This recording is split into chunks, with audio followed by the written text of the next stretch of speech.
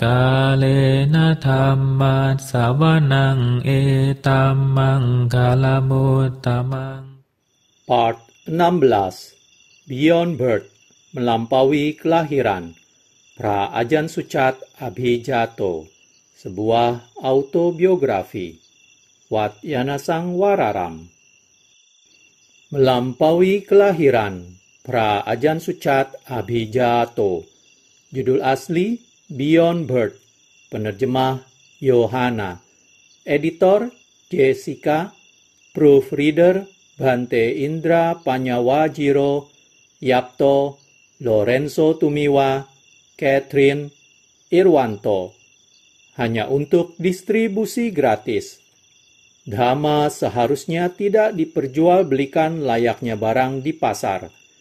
Izin untuk mencetak ulang isi yang termuat dalam publikasi ini dengan cara apapun untuk tujuan non-komersial sebagai sebuah hadiah Dhamma, di sini sudah diberikan. Tidak perlu memperoleh izin lebih lanjut. Mencetak ulang dengan cara apapun untuk keuntungan komersial dilarang secara tegas. Isi yang termuat dalam publikasi ini tidak boleh dimodifikasi dengan cara apapun. Buku ini tersedia untuk diunduh secara gratis di www.prasuchart.com, www.kamathana.com. Wat Yanasang Wararam, Chonburi, Thailand. Email asisten.ajansucat@gmail.com.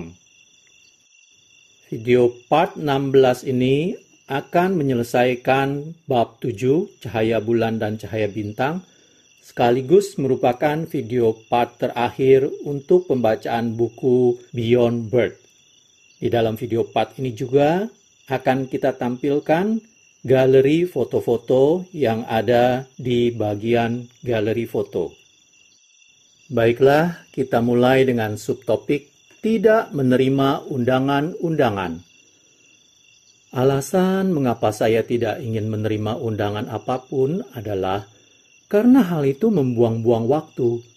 Sebagian besar merupakan undangan sejenis upacara, tidak ada yang substansial. Dulu saya menerima undangan-undangan seperti itu karena saya tidak dapat menolaknya.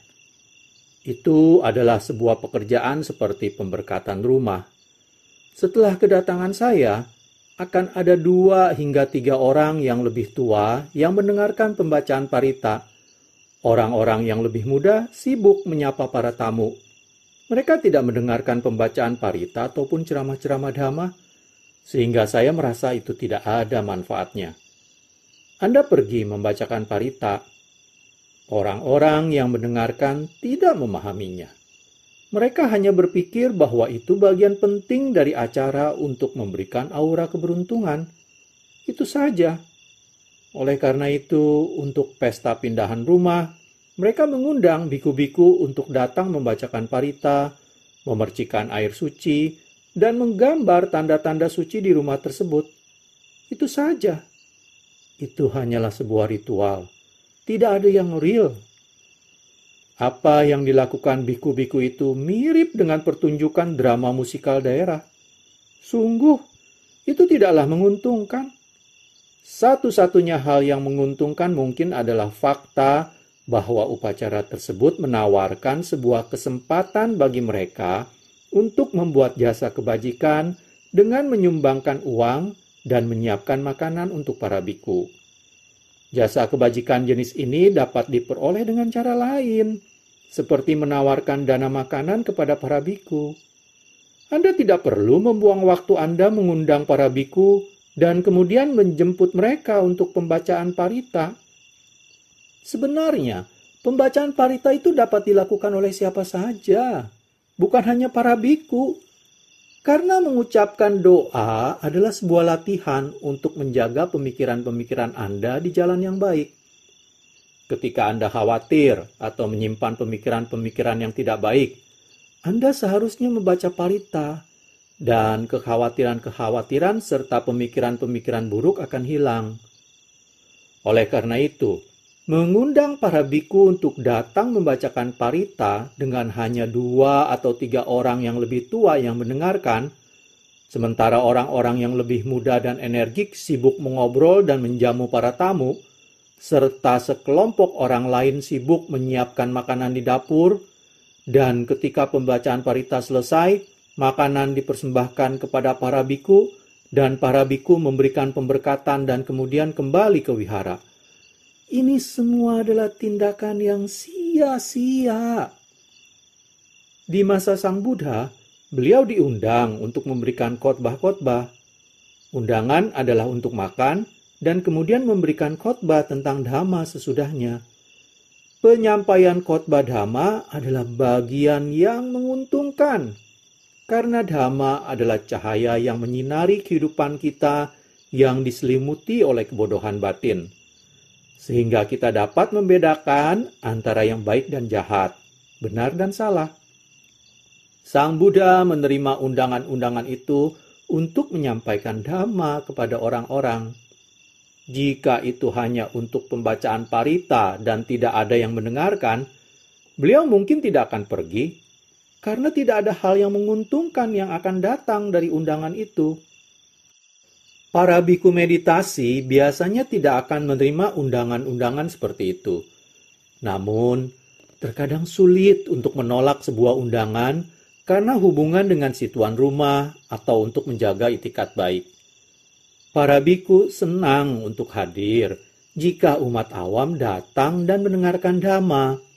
Dengan demikian, para biku kemudian akan datang dan memberikan ceramah dhamma kepada umat awam tersebut. Selanjutnya adalah subtopik kepergian ibu saya. Ibu saya jatuh sakit dan harus menjalani operasi jantung. Percaya atau tidak, saya tidak pergi mengunjunginya di rumah sakit.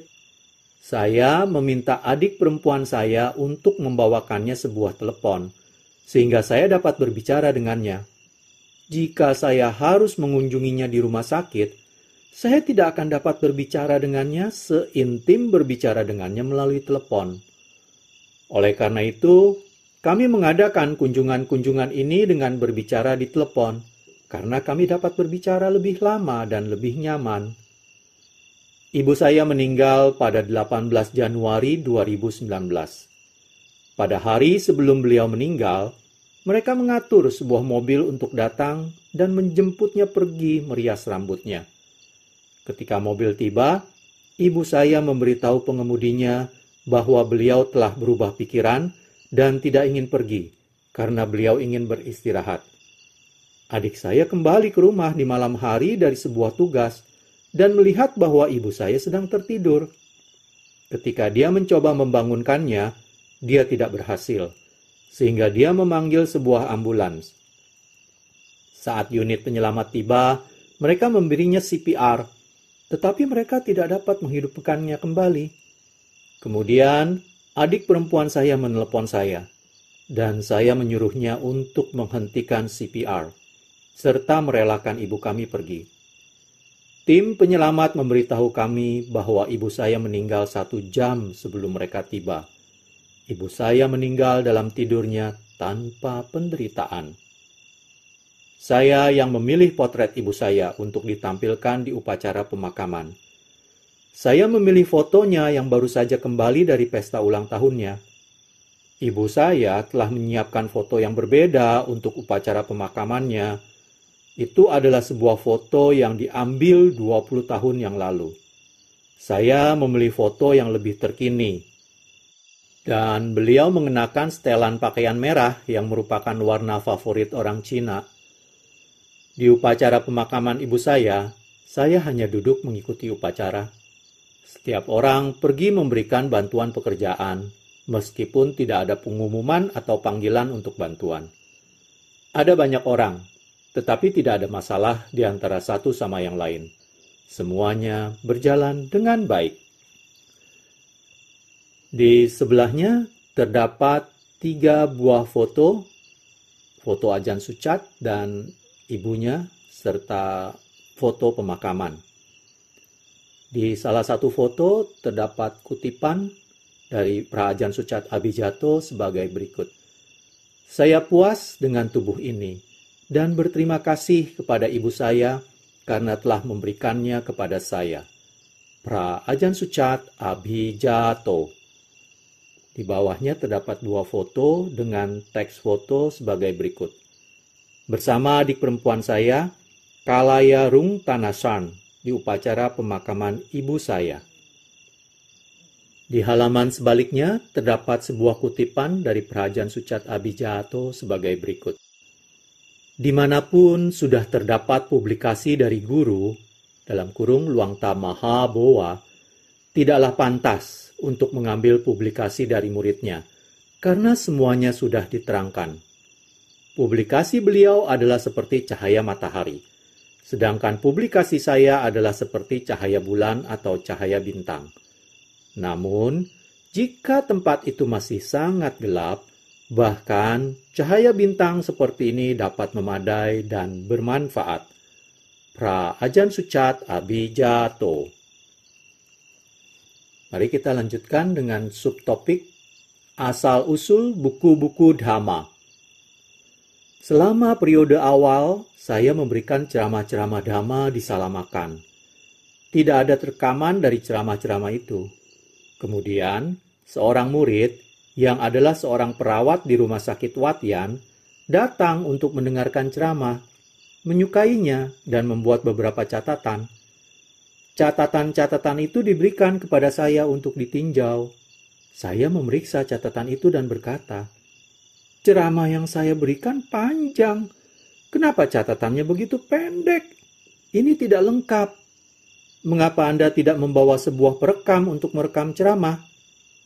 Pada waktu itu, yang ada hanya alat perekam kaset. Dengan demikian, dia membawa satu dan merekam ceramah tersebut. Dia menempatkan perekam di sebelah tempat dia duduk, yang jaraknya tidak dekat dengan saya. Hal itu mengakibatkan rekaman-rekaman menjadi tidak jelas, penuh dengan suara-suara yang menggema dan kebisingan latar belakang. Oleh karena itu, ceramah-ceramah yang direkam tidak dapat digunakan untuk distribusi. Belakangan, ada perubahan. Kami menempatkan perekam dekat dengan saya, dan sebuah mikrofon kecil ditambahkan untuk memperbesar suara.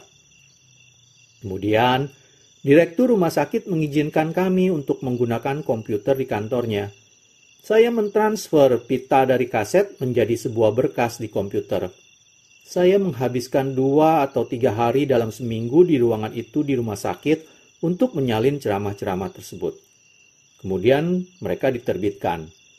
Orang-orang yang membacanya sangat menyukainya, sehingga Gamlang Jai, buku Dhamma pertama, diterbitkan. Daftar orang-orang yang menyumbangkan uang untuk menerbitkan buku pertama dimasukkan di bagian akhir. Itu menginspirasi orang-orang untuk terus berdonasi lebih untuk proyek tersebut.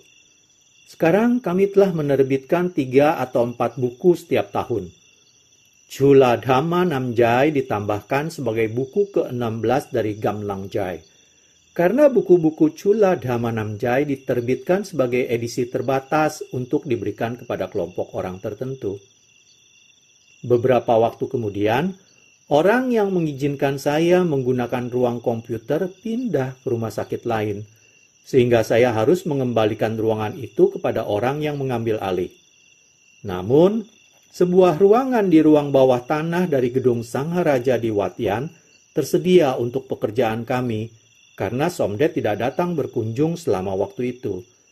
Saya menggunakan ruangan itu untuk menyalin rekaman dan mengoreksi buku-buku. Buku Chula Dhamma Namjai diterbitkan oleh sekelompok murid-murid yang datang dari Bangkok untuk mendengarkan ceramah Dhamma sejak Juni 2005. Ini adalah himpunan dari ceramah Dhamma sore sebulan sekali di Sala Chula di Gunung Cion.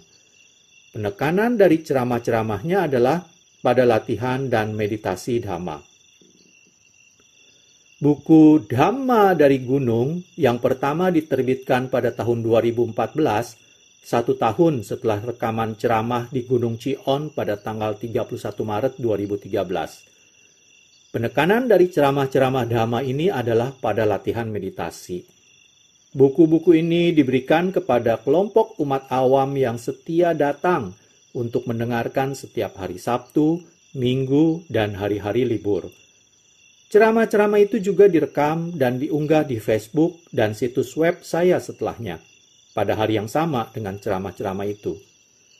Setelah itu, sekelompok murid yang setia meminta izin untuk menerbitkan lebih banyak volume ceramah-ceramah Dhamma dalam beberapa bahasa, seperti dalam bahasa Thailand, Inggris, Cina, Prancis, Portugis, dan bahasa Indonesia, agar ajaran-ajaran tersebut dapat diakses oleh orang-orang yang berbicara bahasa-bahasa itu. Buku-buku itu diberikan secara gratis, dan banyak juga yang dapat diunduh dari situs web www.prasucat.com. Di halaman sebelahnya terdapat foto dari buku-buku yang sudah diterbitkan. Di halaman sebaliknya di sebelah kanan terdapat sebuah kutipan dari Praajaan Sucat Abhijato sebagai berikut. Rutinitas saya adalah selalu pergi keluar untuk pindapata pagi, makan, dan beristirahat setelah itu. Sore hari dikhususkan untuk berbicara dengan umat awam. Ini telah menjadi rutinitas saya selama beberapa tahun. Ini dapat diterapkan dan merupakan rutinitas yang nyaman bagi saya. Praajaan Sucat Abhijato.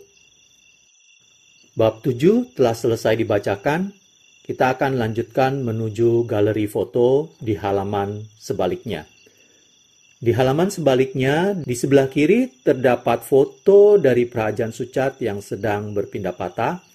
Di sebelah kanannya merupakan judul bab Galeri Foto Pindapata.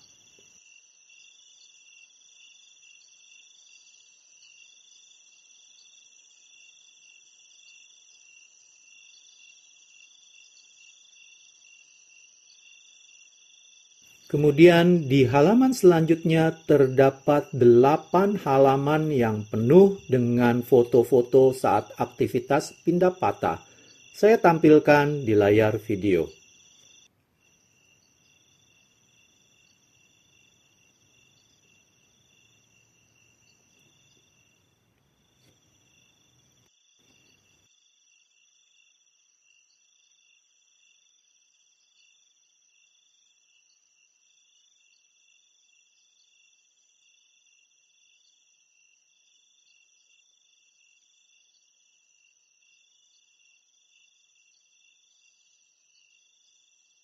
Kemudian kita lanjutkan ke bagian galeri foto Dhamma di atas gunung.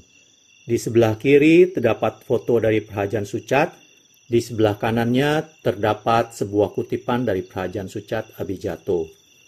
Dhamma di atas gunung. Saya telah tinggal di wihara ini selama 30 tahun lebih dan tidak pernah pergi kemana-mana. Saya nyaman dan tanpa keluhan apapun di sini. Tidak perlu visa, paspor, pemeriksaan fisik, atau suntikan-suntikan imunisasi. Hal-hal ini hanyalah kekacauan. Saya telah menerima banyak undangan ke luar negeri seperti ke India, Singapura, dan Indonesia. Saya mengatakan kepada mereka untuk tidak repot-repot mengundang saya karena saya tidak akan pergi kemana-mana. Praajaan Sucat Abhijato. Kemudian pada selanjutnya terdapat 4 buah halaman yang penuh dengan foto-foto aktivitas ceramah Dhamma di gunung. Di halaman keempat terdapat foto dari kuti Praajaan Sucat di Khao Chi On.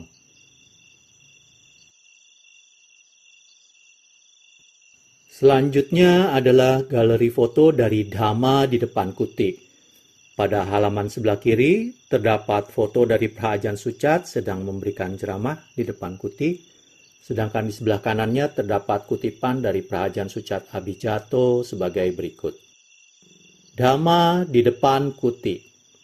Saya ingin mengumumkan bahwa pada pukul 2 sore setiap hari Sabtu, Minggu, hari libur nasional, dan hari besar keagamaan akan ada ceramah Dhamma. Pengecualiannya dapat dikarenakan halangan pada jadwal ataupun sakit. Apakah ceramahnya panjang atau pendek, tergantung pada kapasitas dari hadirin untuk menyerap ceramah tersebut. Jika seseorang hanya membawa wadah yang kecil, mereka hanya dapat membawa pulang sebanyak itu. Praajaan Sucat Abhijato. Selanjutnya terdapat 4 buah halaman yang berisi penuh foto-foto dari aktivitas Dhamma di depan kuti, serta foto-foto yang memperlihatkan suasana sekitar kuti.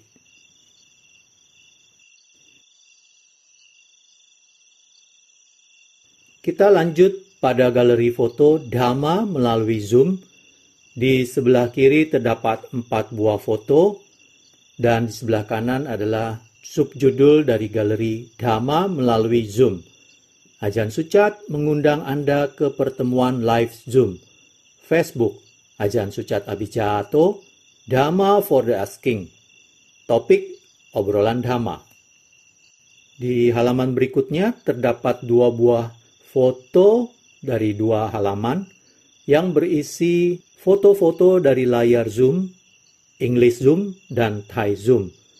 Di bawah foto English Zoom terdapat kata-kata teks, total keikutsertaan hadirin internasional Zoom dan Q&A 56 negara. Di bawah foto Thai Zoom terdapat teks foto, keikutsertaan hadirin domestik 55 provinsi di Thailand.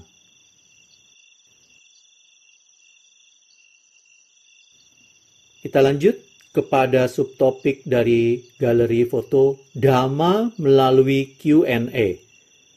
Di sebelah kiri terdapat foto dari Ajahn Sucat Abhijato. Sebelah kanannya adalah subjudul Dhamma melalui Q&A. Facebook, Ajahn Sucat Abhijato, Dhamma for the Asking. Kita lanjutkan kepada subtopik dari galeri foto Sekolah Purhu YSS 80. Sebelah kirinya terdapat sebuah foto dari banner Purhu YSS 80 School, sedangkan sebelah kanannya merupakan judul dari subtopik galeri foto Sekolah Purhu YSS 80. www.purhu.ac.th, Facebook, Friends of Purhu School YSS 80. Selanjutnya terdapat 2 halaman yang berisi foto-foto dari Sekolah Purhu YSS 80. Di halaman sebaliknya terdapat kutipan dari Ajahn Sucat Abhijato sebagai berikut. Saya senang bahwa saya memiliki sebuah kesempatan untuk melakukan sesuatu yang membawa manfaat bagi orang banyak, dan memungkinkan mereka untuk memperoleh manfaat dari latihan-latihan meditasi seperti yang diajarkan oleh Sang Buddha. Ajahn Sucat Abhijato. Di sebelahnya terdapat sebuah foto dari Ajahn Sucat Abhijato. Kemudian di halaman sebaliknya di sebelah kiri terdapat foto Ajahn Sucat Abhijato. Kemudian di sebelah kanannya terdapat sebuah kutipan sebagai berikut. Saya tidak pernah menyusun sebuah rencana ataupun tujuan hidup saya. Masa depan saya bersifat terbuka. Artinya, saya tidak mempunyai rencana masa depan. Tidak ada tujuan dalam hidup. Tujuan saya adalah peti mati. Bagaimana saya sampai di sana adalah persoalan lain. Saya akan membiarkan keadaan membawa serta saya dan akan menggunakan Dhamma untuk pertimbangan yang sewajarnya. Ajahn Sucat Abhijato. Di halaman selanjutnya terdapat jadwal harian 6-7.30 pagi. Pindapata harian di Ban Anpur, Soena Jomtien 30, Satachip Chonburi. Dalam kurung, perkiraan waktu tergantung musim. Jam 8-10 pagi, makan pagi, di Sala Makan Wat Yana Sang Wararam, Chonburi. Setiap hari, kecuali akhir pekan, hari besar keagamaan, dan hari libur nasional. 2-4 sore, Dhamma di depan kuti. Di kuti 5, Wat Yana Sang Wararam. Hanya pada akhir pekan, hari besar keagamaan, dan hari libur nasional. Silakan kunjungi Ajahn hanya dalam waktu yang dijadwalkan. Di halaman selanjutnya, informasi lainnya. Situs web prasucat.com. Halaman Facebook Ajahn Sucat Abhijato. Dhamma for the Asking. Saluran YouTube Dhamma in English. Live Zoom mingguan dan Q&A di Facebook dan YouTube. Silakan kirim pertanyaan ke www.prasucat.com atau email ke asisten.ajansucat@gmail.com. Selanjutnya terdapat foto dari Pra Ajan Sucat yang di-shoot dari belakang. Kemudian di halaman berikutnya terdapat terima kasih kepada para donatur yang telah berpartisipasi dalam mewujudkan percetakan buku ini. Dan terdapat nama-nama dari para donatur. Sekitar ada 199 nama. Total 2.108 buku dicetak oleh percetakan Manggala Indah. Di sampul belakang buku Beyond Birth ini masih ada kutipan dari Pra Ajan Sucat Abhijato sebagai berikut. Saya menggunakan ketenangan pikiran saya sebagai sebuah alat ukur dalam mengukur segala sesuatu di dalam kehidupan. Jika saya merasa tertekan atau sengsara, saya tahu bahwa apa yang sedang saya lakukan atau telah lakukan tidak benar. Dengan demikian, saya harus menemukan sebuah cara untuk memperbaikinya. Apapun yang telah kita peroleh akan hilang dalam jangka panjang. Semakin banyak kita mendapatkan, semakin banyak kita akan kehilangan. Jika kita tidak mendapatkan apa-apa, kita tidak akan kehilangan apa-apa. Ini karena segala sesuatunya adalah sementara. Kita semua pada akhirnya akan meninggalkan bumi ini. Tidak ada ruang bagi penyesalan, karena ini bukan satu-satunya waktu di mana kita meninggalkan bumi ini. Kita telah meninggalkan tubuh kita ini sebanyak jutaan kali. Jika kita berpikir seperti ini, kita tidak akan menyesal. Ini karena yang tersisa adalah pikiran kita. Kita tidak akan pernah kehilangannya. Ia tidak akan pernah hilang. Satu-satunya hal adalah apakah pikiran kita akan memiliki kualitas atau tidak, menjadi pintar atau bodoh. Jika pikiran pintar, ia tidak akan membawa beban apapun. Jika ia bodoh, ia akan membawa beban, setumpuk duka. Apapun yang kita sebut milik kita akan selalu memberikan kita penderitaan. Jika kita tidak menyatakan apa-apa sebagai milik kita, kita dapat memiliki kedamaian. Pra Ajan Sucat Abhijato. Baiklah, selesai sudah saya bacakan buku Beyond Birth Melampaui Kelahiran, sebuah autobiografi dari Pra Ajan Sucat Abhijato. Saya mohon maaf jika terdapat pelafalan kata-kata maupun bahasa Pali yang tidak sesuai, yang salah. Semoga dari pembacaan buku ini Anda bisa mendapatkan manfaat. Terima kasih. Kalena dhamma savanang etamang kalamuttamang